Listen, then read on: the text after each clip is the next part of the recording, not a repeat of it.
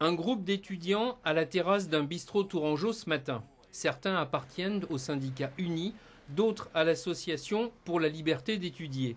Tous sont opposés au blocage de la fac des tanneurs qui dure depuis des semaines et met en péril, disent-ils, l'année universitaire et la situation d'un certain nombre d'étudiants, notamment les boursiers.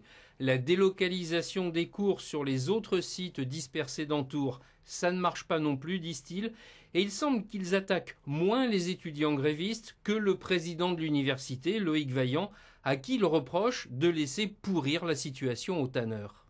Nous lui reprochons son manque de courage. Maintenant, il est temps qu'il prenne ses responsabilités. Il est temps qu'il dise aux bloqueurs, maintenant vous dégagez, c'est fini, la fac est un lieu de savoir, c'est pas un lieu d'anarchie. Éventuellement, s'il veut engager un dialogue, très bien, mais dans ce cas, nous, on veut avoir cours. Il faut qu'il prenne vraiment ses responsabilités. Il faut qu'il admette que c'est lui le président, que c'est à lui de réagir. Il n'a pas le droit de laisser ses étudiants, sa fac, dans un tel état.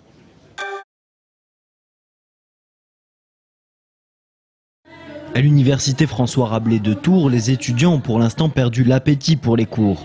Ils se réunissent donc désormais à l'extérieur de l'établissement en quête de bonnes idées à se mettre sous la dent. L'Uni et l'Association pour la liberté d'étudier ont ainsi décidé de mettre en vente la faculté des tanneurs. Comme nous pensons que M. Vaillant, le président de l'université, n'aime pas sa fac, ne l'aime plus, nous avons décidé de la mettre en vente sur eBay. Elle sera donc offerte au plus offrant. Et nous ferons une petite remise de la fac de M. Vaillant au nouvel acquéreur.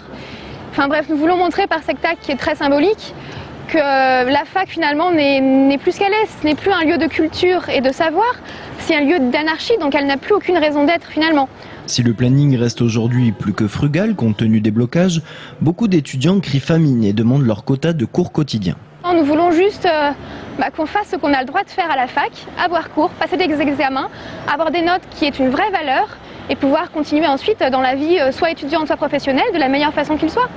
Les notes du premier semestre se font toujours attendre, pas de date encore pour la deuxième session d'examen. La faculté reste donc bloquée. Certains cours ont parfois lieu, mais ils sont vite perturbés et interrompus par les bloqueurs. Pour eux, il faut encore couper les vivres des tanneurs. Les militants anti-LRU n'en démordent pas. Les cours n'ont pas pu se tenir. Un semestre de cours, ça ne se rattrape pas en 2 semaines. Et si jamais les examens avaient lieu, on sait très bien que ce serait de la poudre aux yeux.